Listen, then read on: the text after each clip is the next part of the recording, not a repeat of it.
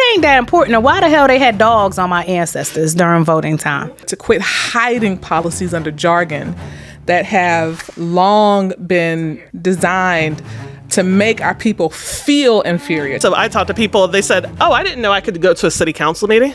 I can just walk into that building on a Monday night and sit there and listen. As we continue to build this, stay consistent with us, because this is going to grow, and we're going to keep pushing to make sure that our communities are better and safer. All right. What up, though? This is Harmony Health Heal Out Loud. And, it's me. It's your lady. Mama Bay is in the house. And we told you that these episodes are going to be dedicated to the work around advocacy. That word, we could say that. ADVO. Yeah, that one. We're not going to say education. We ain't saying all that bullshit. We advocating over here. Okay? And we say healing happens. It's an individual journey that happens within communities. So this is why we do it out loud. So welcome back to Harmony Health Heal Out Loud podcast. And again, these two episodes were going to be dedicated to the work as the chair of the Clearing the Smoke Mecklenburg Tobacco Free Coalition. And we have some dope ass guests with us today because we talked about it last time about the power of story. And there's a power in a narrative in community about policy and being political. And I was part of that narrative. I contributed to that narrative. Like F politics, F voting. That shit don't work. We done did this. There's this revolutionary narrative that has sprung out of that because we're tired of the systems, right? And having a different understanding of policy and the fact that I think the past 3 or 4 years, going back, I told y'all how I've been battling this directives, the spiritual directive to go back and get my PhD. And in this journey, something sat with me. Well, shit, if it ain't that important, then why the hell they had dogs on my ancestors during voting time? Why the hell they hanging my ancestors from trees because they voted on some shit? So something didn't, I even went back to critique this revolutionary narrative because there's the ands. It's not either or. But where did that shift that it don't work? There was something about that because a lot of my Pan-African elders voted. They fought for that, right? There's something, and I do believe that politics is local. I do believe that when we're talking about nationwide and all the drama and the false narratives of the presidency and all that, they get you prepared for this hype. But there's something fine-tuned and something underneath that they are killing our people and our ancestors when they decide to speak up about what's happening, about policies. And recently, I was invited out, and thank you again, Dr. D, for being here. Devon, y'all, and they're going to tell you their whole names and give you some background.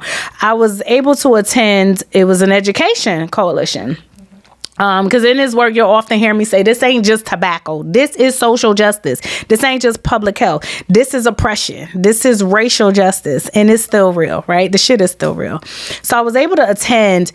And in their coalition, there was a sister, and I wrote it down, but I'm not going to quote directly. So I'm going to paraphrase. I want to own that disclosure. She said something that it hit me, and the tears that night. And I remember calling her and said, yo, this shit is, and then I called you're going to get to meet her, my chair for my dissertation and my advisor, and said, nah, this policy work is some shit. I realized that as a practitioner, I use research, but in a different way. And I don't like the bullshit of research and all the Ivy Tower bullshit and the academia bullshit. I say that out loud. I've been saying it out loud. A lot of people don't like me for saying it out loud. And I'm going to say it again. Y'all heard that? Y'all got all the cameras and the mics got that? I don't like the shit.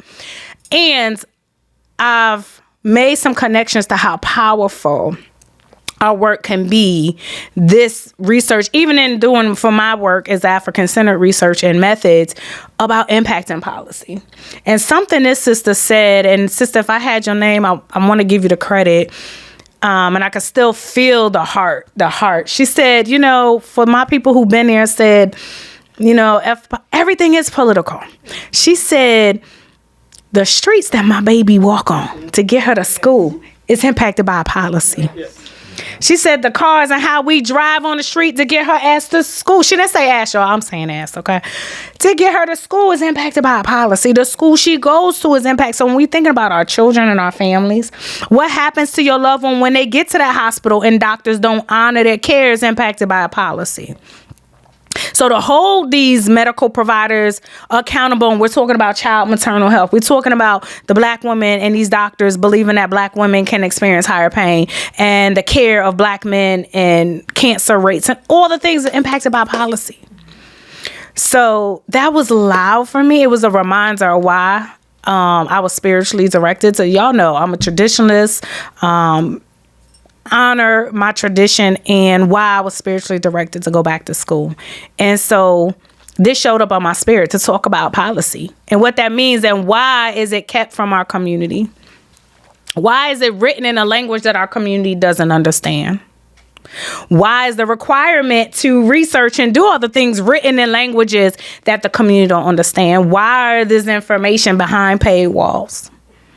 And so this episode is all about thinking about that policy with a pulse. How do we make systems human again?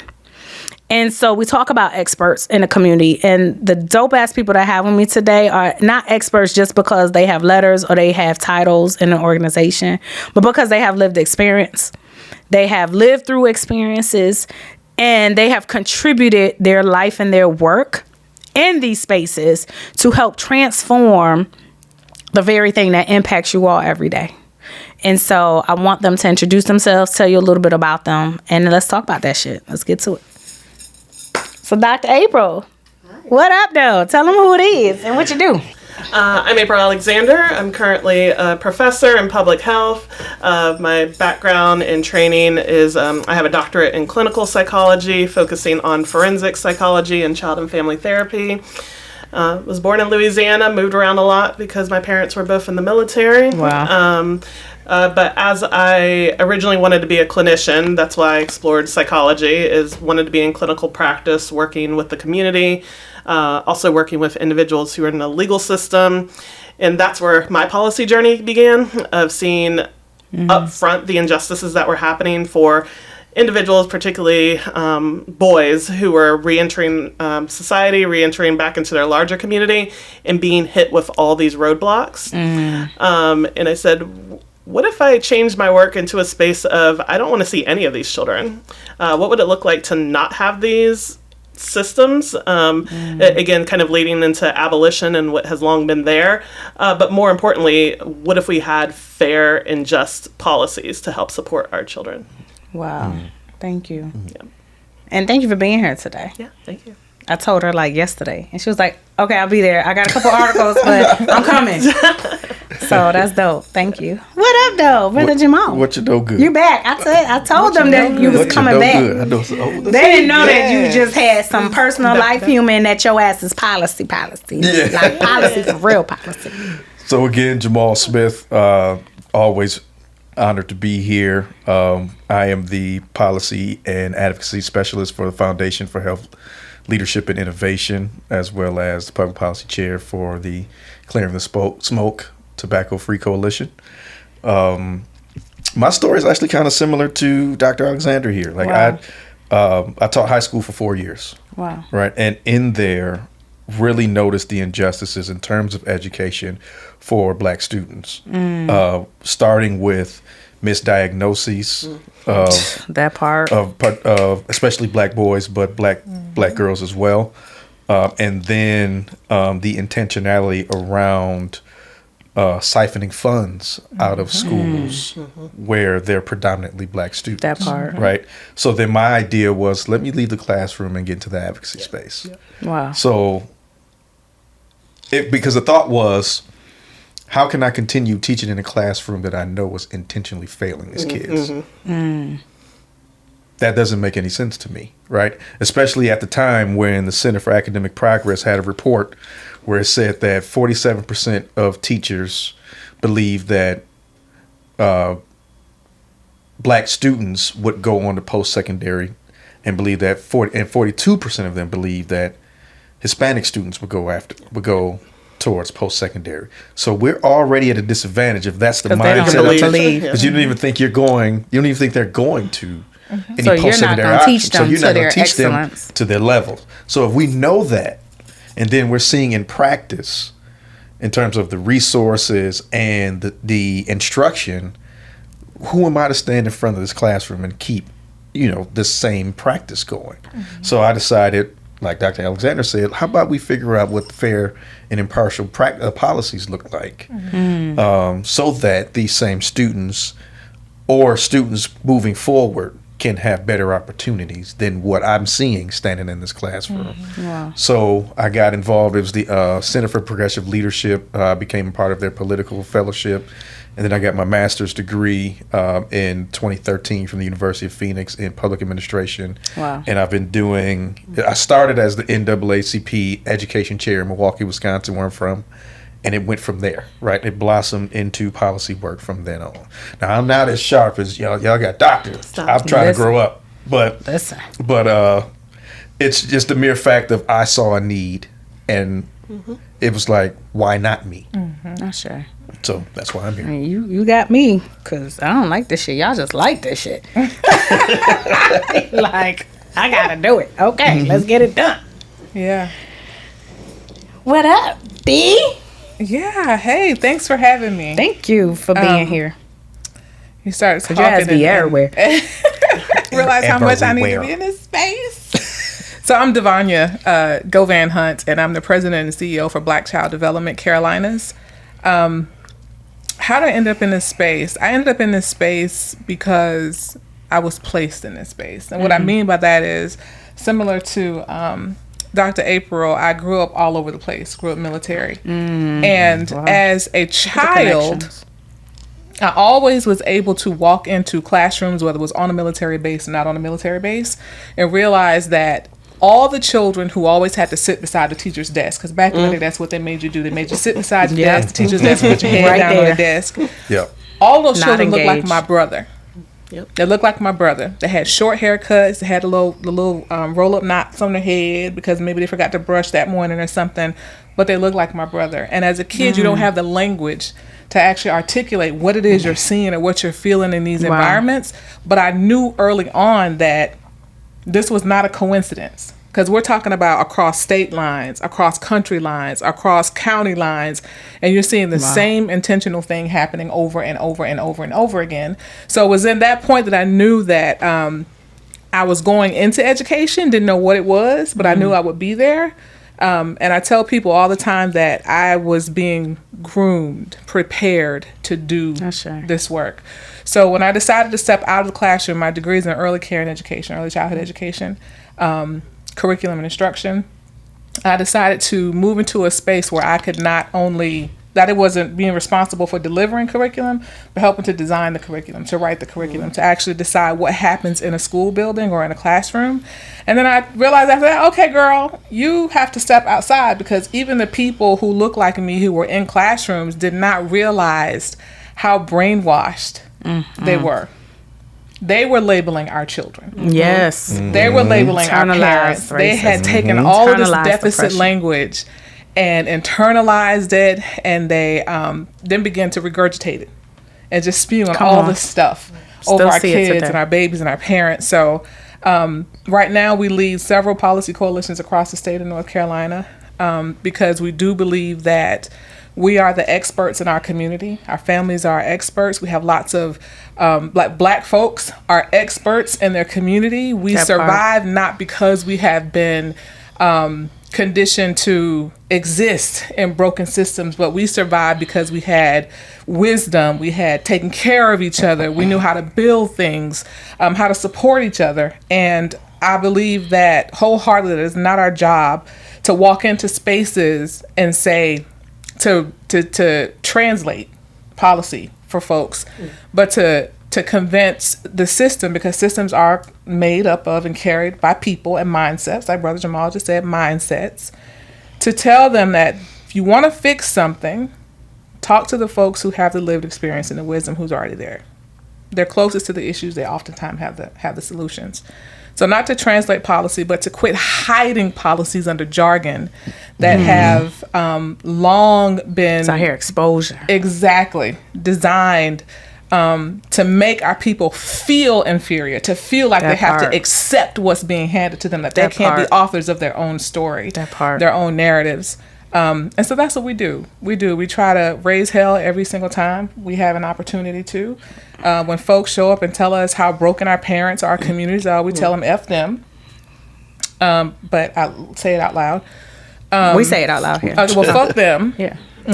That's what we tell them. And I can show you better than I can tell you. That part. That part. Our last episode, we just talked about the power story. And I just listened to y'all stories. And each of you said similar to. That was loud for me, right? Because similar to thinking about the connection that we keep thinking it's only us doing this. And because we don't come together enough collaboratively. So one experience, and it's two things. So I actually was a director of a charter school. I taught, and then within 4 months, they promoted me to a director at some point because the classroom was limiting, and I didn't know I was a teacher. Who knew? I didn't have a degree. I did what I did, and I was qualified. And then I ran this part of this charter school. And similar, it was about this black and brown. So thinking about my educational background, I still didn't think about policy. Couldn't stand policy. Even in social work, I was like, I don't want to do this policy work because I can't stand the system. Like it was the anger about this system. And similar that, well, if I'm in the classroom, how do I change the way this information is coming? And I think my journey turns when I started doing anti-racism work 30 years ago. Because then it was... Oh, this was deliberately created. Okay. So we can undesign this shit. We can disrupt this shit. Okay. That something that you said is that, but we do have the right to author. And we kept talking about we can reauthor our stories, and we don't say that enough. But something loud that you all said is how I came into this and this policy work. There's a narrative that it can't be us. It is. There's a narrative because I'm thinking so many people, if they see me in the community, they're like, oh yeah, little black girl from the hood. Because that's my book. How did little black girl from the hood cook? Who knew? Because I didn't know at the time. But there was this driving force in me like, nah, I'm not about to let this shit ride. But if I can do this for my hood and be battling with guns, and I can do this shit on another level. And we don't hear that narrative about how you translate them skill sets, right? I was always told, oh, do you go to judge the jury and you're going to be a lawyer, huh? You're going to be, and I was on that track and I was like, no. There's something about the healing and the advocacy work that shifted. And then I'm still hearing this narrative because it's a privilege to get your master. And I'm like, but somehow we did that shit. Somehow I got in and I didn't get in the first time and I had meningitis and I came back and it took me 20 years, but we still here. And there's a narrative that our people don't realize. No, that can be you. Not even if you need a degree, right? You're talking about, I didn't go because you said, here go these doctors right there because we equate these titles to. And I know plenty of these people with these titles don't know what the hell they doing. What the hell they doing. I agree with that. They don't know what the fuck they doing. And they still doing this shit. But I know some other jokers who don't. But let's be clear, right? Because we have been told that narrative that you have to have all this. That's why I resisted all the letters behind my name. Because I do know how to translate and move into. But it was more about, wait a minute. We can, if we really want to, we can navigate, whether it is learning, study. There's people that self-study. And but we don't have that mentorship, this collective work, because it stays here in this Ivy Tower. And that's a part of the strategy. Like that is a part of the strategy. That's what I'm talking about. A big part of that puzzle piece is talking about policy as if it's over there. It's up there. That's those folks.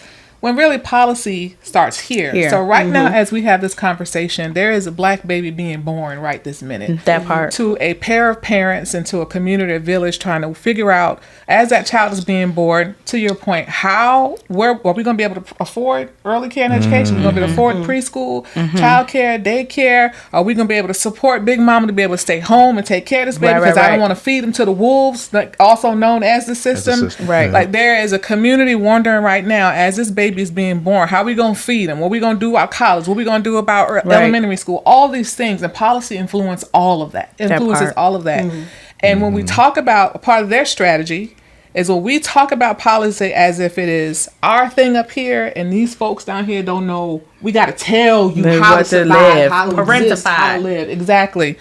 Then sometimes people internalize that. They We have internalize for that, and hundreds then of they years. begin to feel like we just got to accept it. Like we got to accept it. But that is a huge part of the strategy. A huge part of the strategy. And like you said, when I talk to people about policy, they only think DC. Because most people, if they vote, they're only voting in the federal elections. So talking about Right. your big senators, your big representatives. So they're only focused on that. And they're not thinking most of the things that impact us are at the state and the city level. In the local.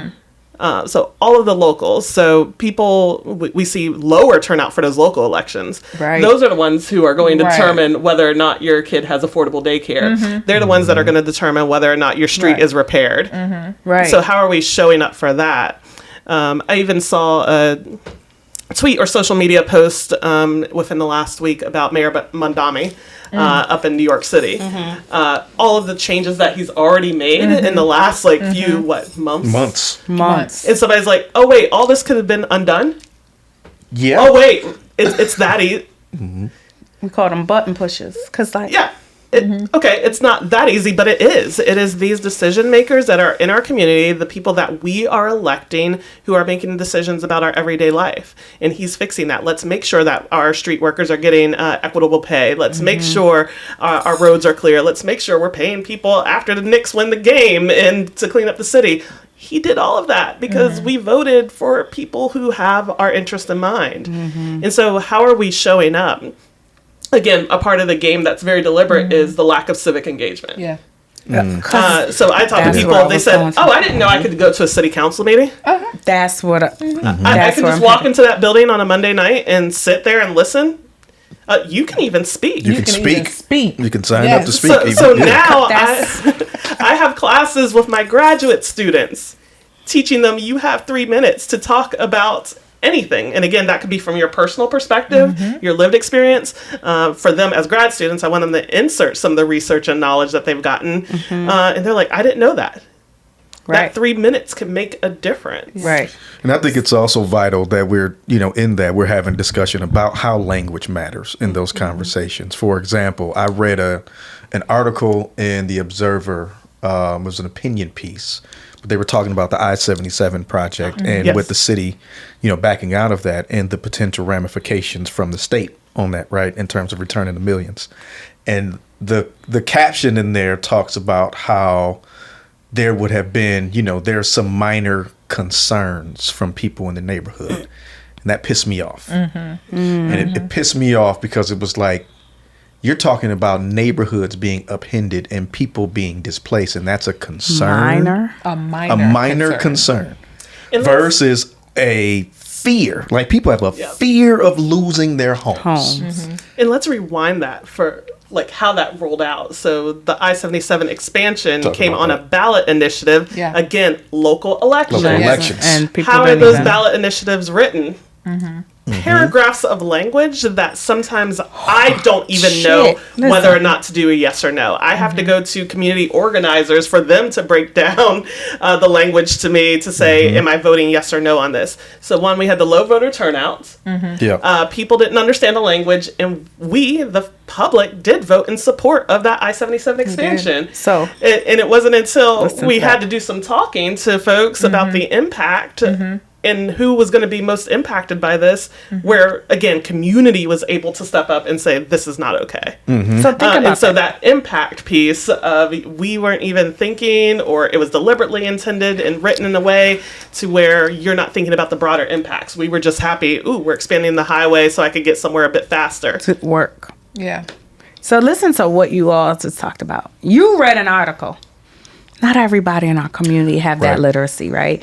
You're talking to grad students, which we keep talking about is a privilege to be, and they didn't know. I don't know half of this shit. What are we missing? Because where is it in community to notice? Like the word civic engagement, I go, do anybody even know what that word is? What does that mean? How does it start here so that our people understand what the hell we talking about? If you, like when we say with a PhD, need somebody to come translate this shit, how the hell are our people How are we making it like human? we've done it for years, sister. Policy starts at kitchen tables. Yep. Movement starts Come at on. kitchen tables.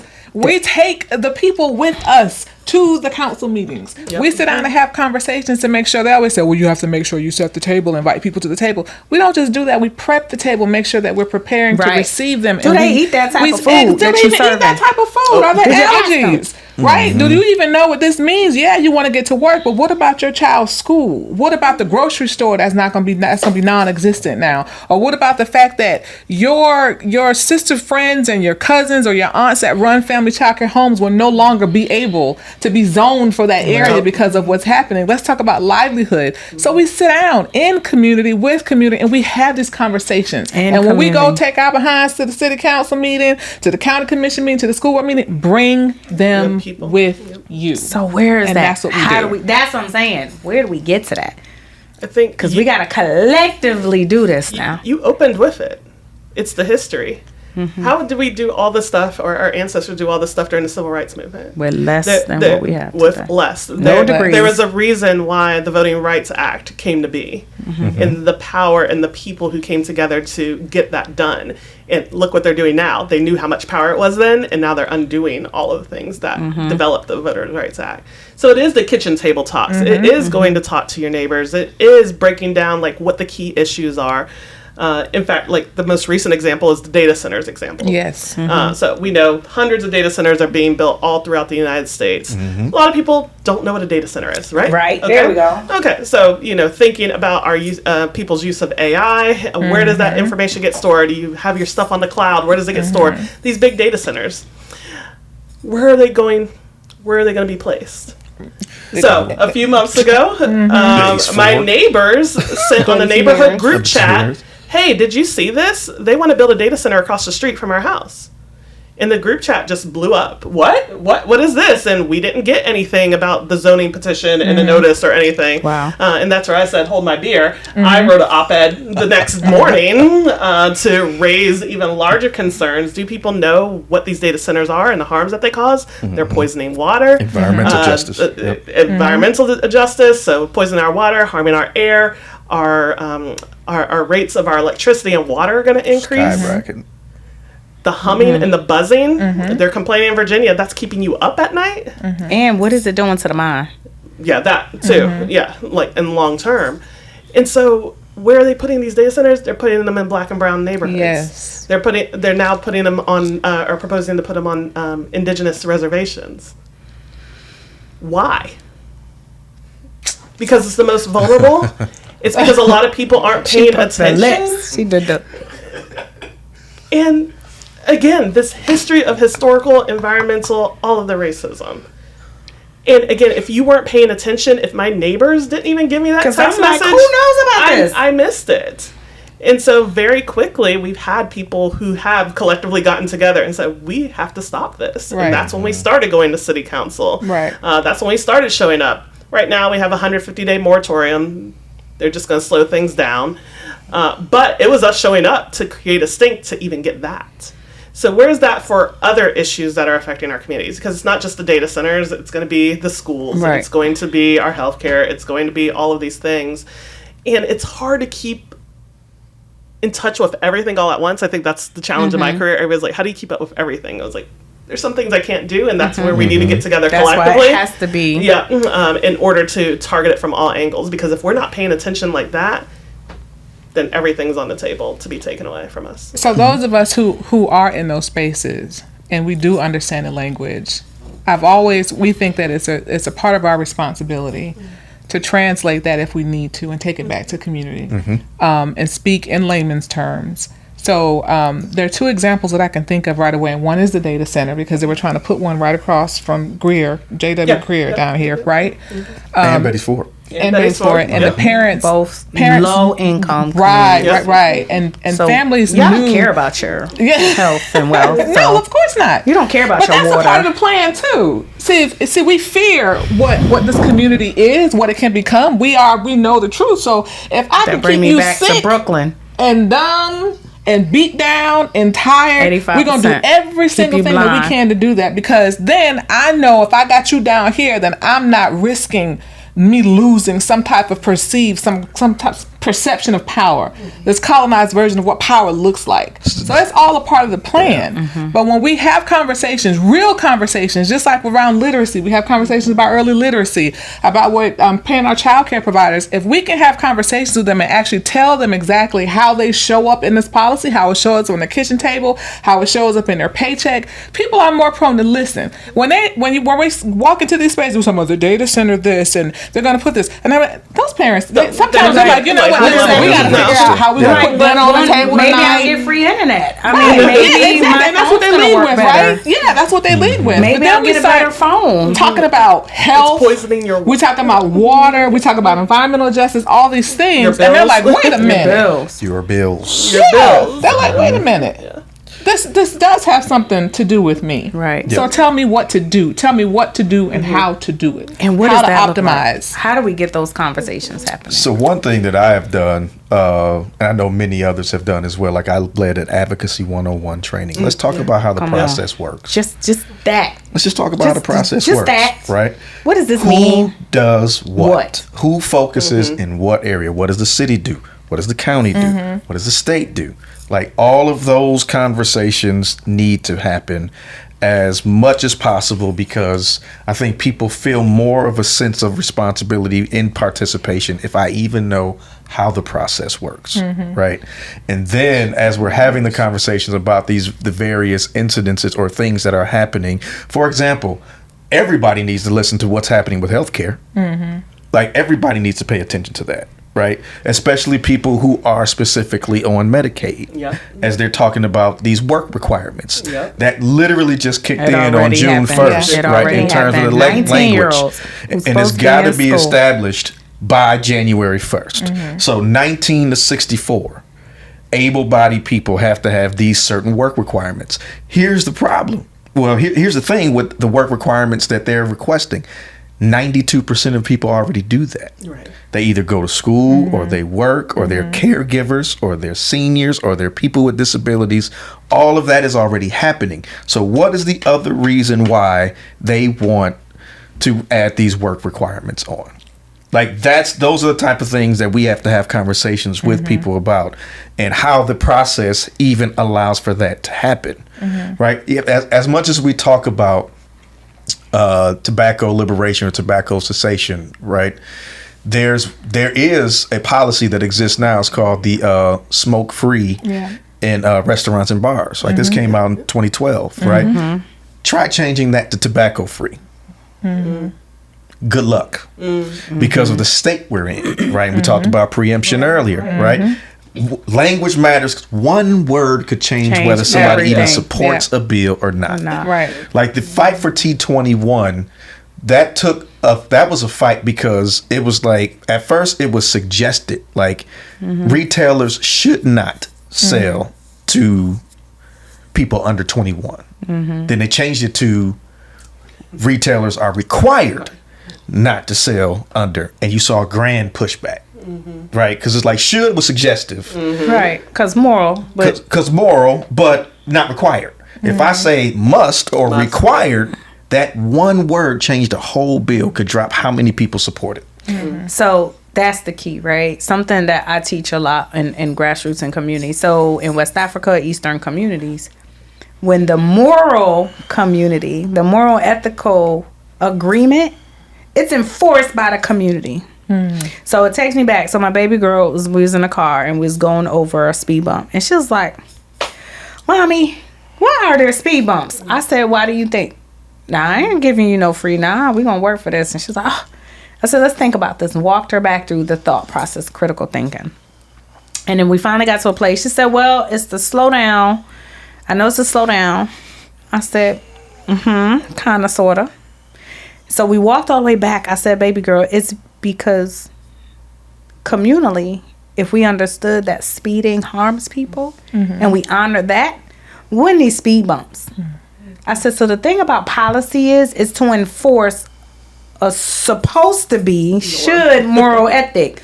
But because we don't collectively do that, so the speed bumps is actually there so that people don't want to tear up their car because it's individualistic. So I'm more worried about tearing up my goddamn car.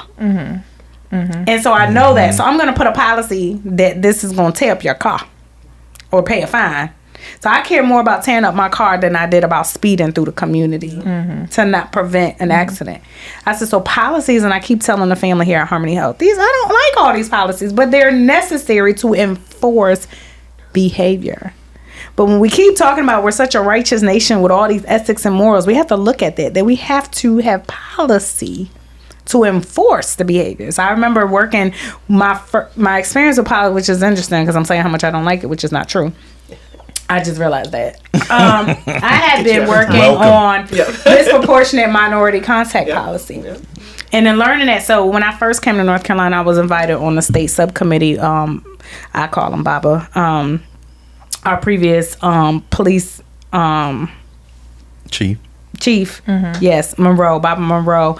And realizing, these different policies. But so then I used that in my master's program.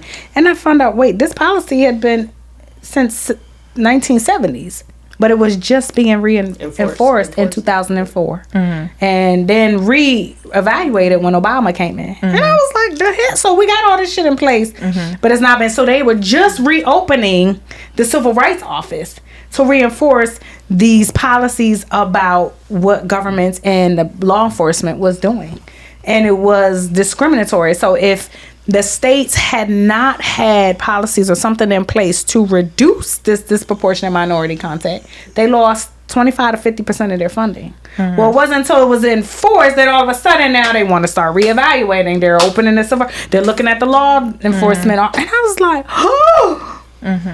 And that came out of me working in community with Bob, right? So just this connection that policies enforce. So that's why they don't need their laws in these countries. Because if you steal someone in our village back at home, you already know what it is. They don't need a policy not to love because it's handled, because we have this collective moral ethic thing. So here it's very individualistic.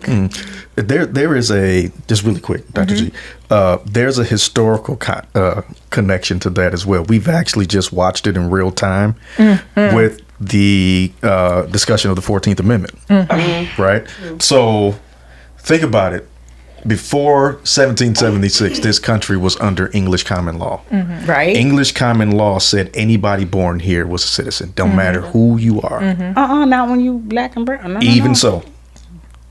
No. Like that. That's like what that's what it said. That's what it said, right? So at that time, you're like, okay, so you assume that anyone that's born here, regardless of race, because even English common law said, in spite of race, socioeconomic status, and they created creed, race. They said all of that in the language, right. So then 1776 comes, and the independence, all of this from British control. And then now you have the Dred Scott case, where, because he's saying, well, I done already been to all these free states and I've been living free. At what point does it become official? And they said, blacks cannot be citizens, because you cannot be of equal status as whites. So you needed to actually put in the 14th Amendment for that to be enforced, right? Something you would think would be normal. That is a grown man over there. That is a human being. And he can't have rights just because you said it. And you think that because of the color of his skin, his hue, that you're justified in it. And so now I've got to look at ways to which I take policy to say, because to your point, this is not a moral country the way that they make it seem that it is. But people continuously try to, use that as a means to, set a blockade to the truth. Because we know that we're not even in some of the top portions of quality of life statistics in the world. Because we just created a policy for black women to have natural hair. Like, the Crown Act. The Crown Act. 2019. Was just, 2019, literally. You just now saying, wait, you believe that what? We needed a law to say I can live as who I am? Yeah, because outside of that, it wasn't allowed because you didn't fit in a certain narrative, or you didn't fit in a certain aesthetic or image. That's what we're not talking. Like, there's this missing thing that, wait a minute, you are still y'all folks still creating what's legally or not legally, not ethically and moral. And we're forgetting that we need to be a part of that. And we also got to be mindful that it's some of us that are playing a role. That's where I was going. That part. So we think that we forget that folks who are hiding the same way policy is supposed to protect, right? To protect and preserve. Policy is written to disrupt, to keep folks down, to create barriers, to serve as barriers. Absolutely. To preserve this perception of power that they have. And they hide things in language. They hide them in policies. There are literacy laws that were buried in legislation that people thought was supposed to be supportive to protect Black children in schools. Right. But really, if you read through them and find, wait a minute, But what if you're giving somebody the whole authority to make a subjective opinion on whether or not somebody was disrespectful? Like, what does that mean? Right, That to push our babies out of school. So first, we got folks up here who are not moral. We do not live in a moral country. We just do not. And then we forget that they use policy in the exact opposite way that you described. Exactly. That's key. So it brings me back. So when I have been moving through this tobacco work and wanted to explore about the children, because we're like seeing it. So what has been showing up when you talk about T21, all the things that's showing up for me is that this is still impacted from the adults. This ain't just new for the children. Right. A lot of their risk factors that I'm just rereading this week is about the parents that smoked. Right. It is about their peers. It is about their economic status and their education status. And what's happening to them. They're initiating it, one, because of the lies, thinking, oh, like a previous story was like, ain't nothing happening to me. No, there's a delayed reaction of tobacco harm. So our youth are starting. This is not the same. Our youth are not starting because of vaping and e-cigarettes. Our youth are starting from mentholated products and cigars. Right. That's right. Black and milds. Because their parents smoked it. Because of the community. Because of the targeting. Because of the stressors and coping mechanisms that they're dealing with in our communities. So then we're still pushing the same type of tobacco stuff and the whatever interventions, whether it's in education, whether it's in the doctors. We're still pushing the same shit that doesn't work for our babies. And so I had been talking through these ideas of more cultural, like we know that we need culturally centered interventions. And so I had created this program called The Breath of Freedom, and thinking through these theories, I get it, it's narrative therapy. Like I'm using all the things, and then Dr. April said to me, so this sounded more like structural violence. I said, this has always been. Yeah. Like this has always been structural violence. And something that's shown up the past 3 or 4 years for me is race is not a damn predictor. Right. Racism. It's Racism. Right. The structural violence. Right. The system is a predictor of our outcomes. These are not individual behaviors Yes. and choices.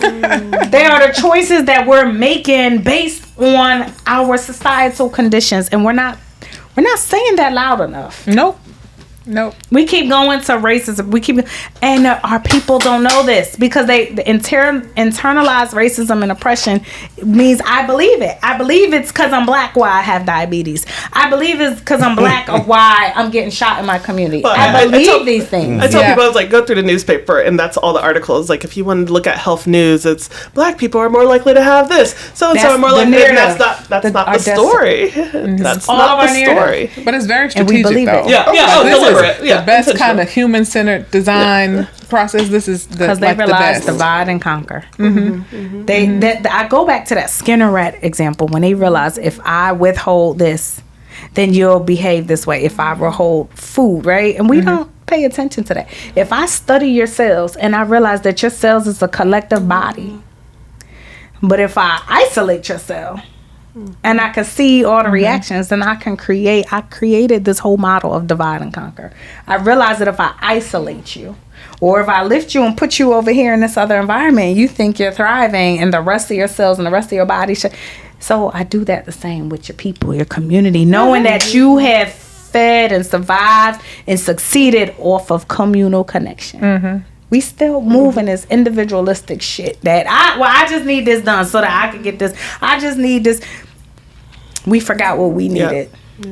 And we're still there. And it is us because of the internalized stuff. And it takes work. It takes these hard conversations that we want to have because we bought into the whole white supremacist right to comfort. Facts. And where I says ain't ever lived in like we bought into the shit. We need this soft life. Yeah, we have there's so many of us that are repeating the same jargon and talking points, right? Yeah. So for example, like even when we're talking about food right now, and a lot of people say, well, we won't come into those neighborhoods because of crime. Right? But then when you look at the data, who's leading the most when it comes to homicide victimization rates? That's white folks. Who's killing white folks? White folks. So if that's the case, if white victims are leading in homicide victimization rates, and we know because of proximity crime that white folks mostly kill white folks, who's more violent? Why are we still buying into this narrative? Conditioning is something. Because we've been conditioned to believe that's just who we are, right? There's people who look like us who say we are innately, inherently violent. I mean, I talk about little p policies. So like dress code policies when I'm going to like a restaurant. Yeah. That makes no sense. We still telling our babies, put some clothes on. This is not modest. Well, shit. Do you know where modesty came from? That's a European concept. We have to cover our hair. You okay with going to Africa and seeing no clothes because they still do it. Like you okay with others and not sexualized like Come that on. whatsoever. Right. At all. So let's How much time we got left? that's a whole nother subject. Listen, we coming back. If y'all want to come back, baby. That is definitely a whole nother subject. It's just like the mindset. The mindset that we've even established. Like I've even had a conversation with my wife. Like if I had a daughter, if I have to tell her to go put on a longer t-shirt or some pants versus the shorts she was walking around because uncle's or this guy is coming over, I don't need him coming over. Period. It's that simple. Period. He's just not coming in my house. Victim blaming. So this girl, my daughter, is comfortable in her environment, and she's got to change because of this guy. Then you're not walking in my front door. But that's mindsets that have been conditioned for all this time. So and then now that also plays out in policy. Come on. Yes. Right? Because the guy who wrote the dissent about the 14th Amendment was Clarence Thomas. Clarence goddamn Thomas. And he's sitting there talking about, and he's using it wrong. It was only written for descendants of slaves. No, it wasn't. And he be saying it in the microphone. And he's saying it in the microphone, like, hold it. It was for, is this thing on? He was holding it, saying this is for descendants of slaves, but you're the same guy who was just saying colorblind Constitution. And we That's why slaves. Ketanji Brown Jackson dragged him. Right? You just said it was colorblind. Now you're saying it is for descendants of slaves? Make your mind, guy. But this is the same dude who said he would go against interracial marriage while being married to a white woman. The hypocrisy. So it's like, dude, we have so fell into narratives and to what is accepted that we're not even realizing how much it even harms us. It's human-centered design. When I was working on my book chapter, there was this one book, I think it was something in whiteness, and one of the articles, and these are all written by white people, is the most interesting thing. And it's talking about the group of people who have been oppressed for so long, black people, that they will go against their own out of survival, right? To save this, I will call you the conspiracy theorist. If you're the disruptor, I want you to be quiet, and it does. So we have to talk about the real and the disability whole thing from enslavement, that we need to stay safe, okay? We're trying to stay alive. So we have that, and we don't realize we brought that into our narrative. I don't think people realize how important Dr. Joy DeGrew's book was on post-traumatic slave syndrome. It's still to this day. Or Dr. Francis Welding. Or Francis. Come on, ISIS papers. Like, I don't we think have people realize There's like so the much. importance and the significance of that literature. But if you held us back for 100 years of reading your language, because we were literate in our own language, highly literate. Yeah. But you held us back from your English language, which is a bastard language. Okay, it's not even a highly sophisticated language. It's a lower level couldn't language. Even speak the language. So how are that part? Okay, what's proper or not? And then are saying that we're illiterate based on your language. We're still looking at rates of illiteracy based on learning your language. That it's still a lower level language, a lower vibration frequency for all my spiritual, lower frequency language, right? So all the things, and I'm going back to because y'all keep saying. So I'm sitting here like, so how do we come together just on the basic? And I'm looking at funding because we think everything has to happen through their funding, which it don't. But how do we come together and do these advocacy 101 throughout the city? I put who, what, how. How do we start there? Just throughout the city. How can we make that our first initiative, advocacy 101? I think it's maybe oversimplifying, but just do it. Do it. And I say Yeah, just say it. Right. I would But love it's to do it. organization, we space, actually do right? it. Black Child Development Carolinas, we don't just talk advocacy at our providers or our families. We actually bring them together. We take them to DC. We take them to the county commission meetings. Okay. We feed them. We nourish them on as many levels as we possibly can, in terms of language and understanding. You talked about post traumatic. That was a book study of ours. So they heard it, but they didn't know how important it was that they even needed to read it. So just do it. I think just do it. I think if we commit to, as an organization, as an individual, commit to hosting a certain number or even contributing financially if we can. But that's what I mean. To that. Like, we have to, because it does take organization. Yeah. That's what I'm getting to. Like, we could say just do it, but who's feeding the people? Like, is someone committing to, I got the food, y'all? Is someone committing to, I got the space? That's what I mean. Build that. Yeah, in Denver, Colorado, a group of us, we used to do like education like that. So somebody gave education. Somebody gave us their church space for free. We had free childcare. Somebody else brought the food. So we're talking to all the adults about voting. And what's on the ballots, and let's go over it. We're not going to give you opinions on who to vote for, but we're going to break down each of the candidates and what they said and all that. Then let's go. But everybody had their own part. So again, somebody had the food, somebody had the childcare, somebody gave us the free space, and we were able to do that over and over again. Okay. And I think also what would be vital in that is asset mapping, because you have to have Yes. a geographical But you space. see what I'm saying? Because you can do it in one space. Like, let's just use, for example, on the west side, I know a lot of things happen at Friendship Baptist Church, right? But what is that doing for the people on the east side? That's what I mean. What is that doing for the people over here? That's what I'm talking about. So who are the organizations in those respective geographical quadrants that we can have? Child Development Carolinas. Let's go. Like, And- that's and what I there it mean. is. It's 4 of us now, right? That's another email, We will y'all. support child care and food and support the actual content if necessary. There we go. So I also, that's with the email. Smith Community Consulting, I also lead How many trainings. help? So I would Let's be go. more than happy to help lead trainings. All right. So I'm sending that email, y'all, and y'all better listen. I know the community don't have an email. I keep saying that shit. We be like, how you tell the community your email? Who the fuck? Is there an email that says all community? No, so we need foot soldiers, y'all. Right? If you the one that don't understand, I need you. I need you because you're going to be the one to be able to explain this shit. I need you to help organize these spaces. We need you to be the ones to tell the other people to go. When I say go tell somebody to tell somebody, we need y'all, right? Come through. Right. We got a free event. It should be packed. July 25th. 1 to 4 is 5 minutes down. We had a free event for holistic healing. Why are we not showing up? It's free. Right? There's got to be something more, right? Because we're doing this for community, for you to experience, for you to understand, to learn. So we're setting this shit up. Y'all got to bring your asses out. Come on and walk over the couple of streets. Let's figure out how we carpool and get the people in. You know, we've also, you mentioned something that just kind of reminded me about mindset. That's another part of the conditioning. We think that when something is free, that is no value to it. Therefore, it does not apply to me because I'm on my high horse. Oh, for real. So we got that's for real. That's for real. And then when we charge the $5, the then we complain about that too. It's not affordable. And I mean low cost. It ain't affordable. All that money I could be doing.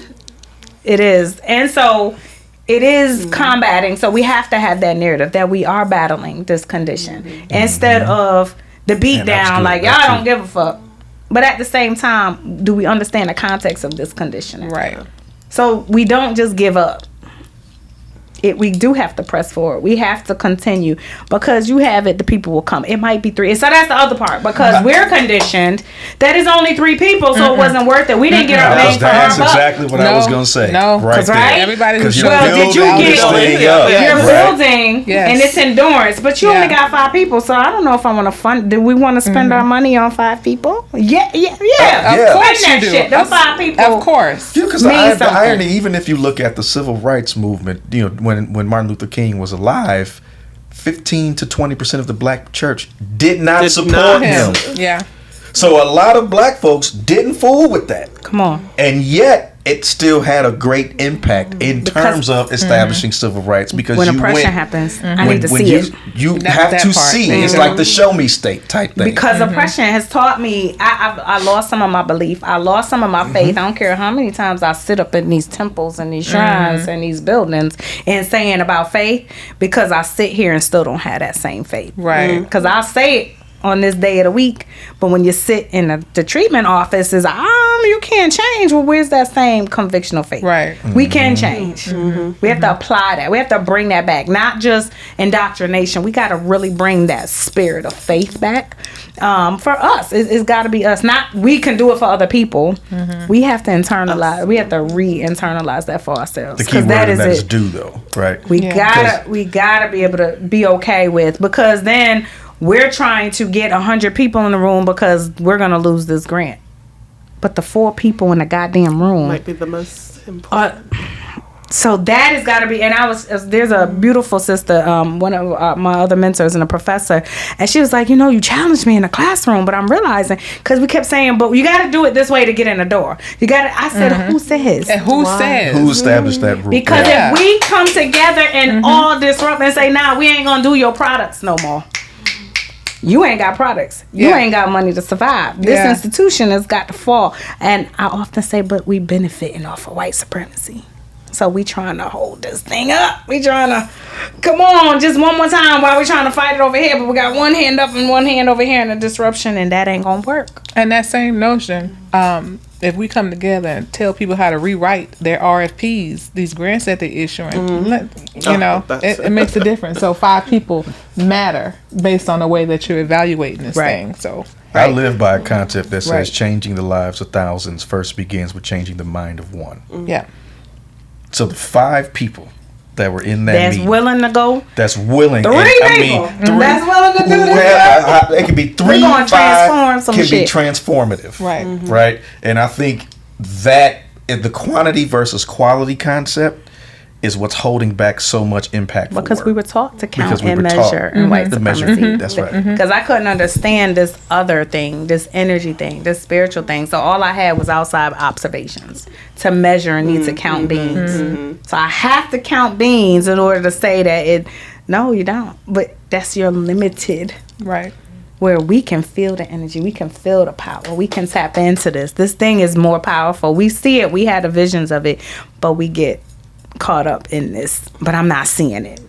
I had somebody while I was at the American Heart Association where we did a program in off Betty's Ford. We were working with a partner there, and I think like 15 people showed up. So the community impact vice president was like, well, is that something we want to continue? I said, had you been there, you would know. Yeah. Right. That Yeah. part. 2 people drove in from Durham and Raleigh Durham. Yeah. for the previous For the episode, previous episode. to Yeah. talk about their story because they saw me speaking and it impacted them to share this story publicly. One was working in the tobacco industry, was like, nah, I'm leaving this job and I got some info that I could share about what this looked like.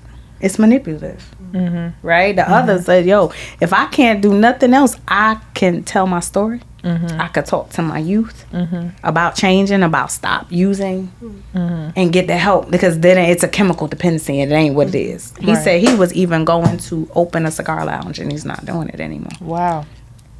And somebody's listening to that.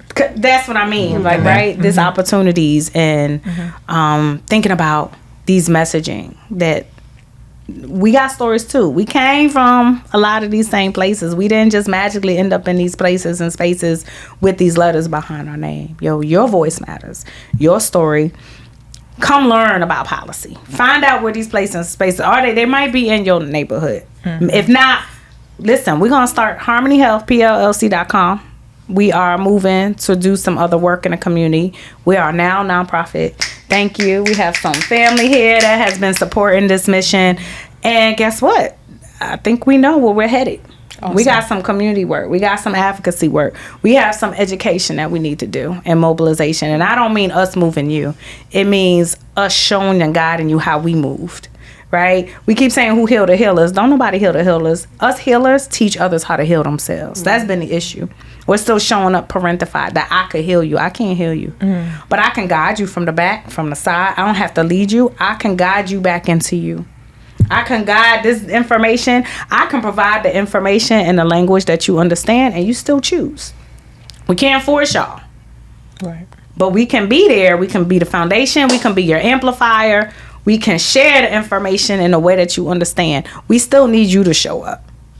Because we can't do this, but I don't want to do this by myself. So I'm talking to you and you and you and anybody else that listens to this. Share somebody. Share it with somebody. Tell like the same bullshit they tell you, look to the left, look to the right, in the front and the back, and somebody ain't gonna make it. Tell them, look to the front, look to the back, Yeah, they look do. to the left and the right, and your ass can make it because you choose. You can choose differently. They still do that. We were just talking about Yeah, it. literally, we just talking about that. We Yes. just talked about it. Oh, wow. They still do That's that. a narrative. We can change that goddamn narrative, y'all. Harmony Health, Heal Out Loud, which I want to close with. If nothing else, telling the people this is how we gonna do this work. Together. Human made policy made human again.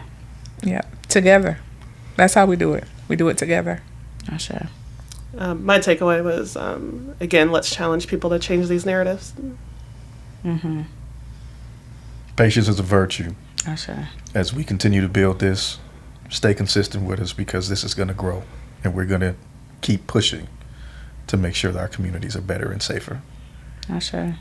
And systems are designed, driven, and upheld by people, by mindsets, which means that mindsets. systems can be dismantled and Disrupted. redesigned by people with mindsets. Again, sure. redesigned.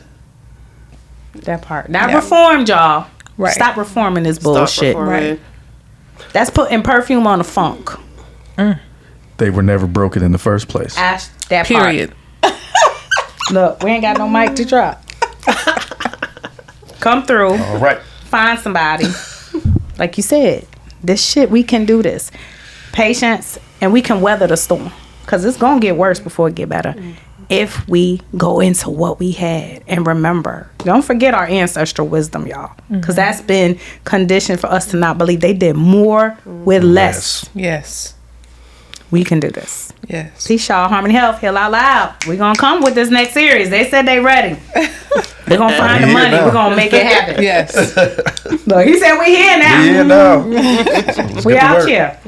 Thank you for joining us. Please come back and check us out. We're going to keep this rolling little by little. I don't care if we got to do it with pennies and count pennies. We're going to keep this series going. Ashe. Thank you.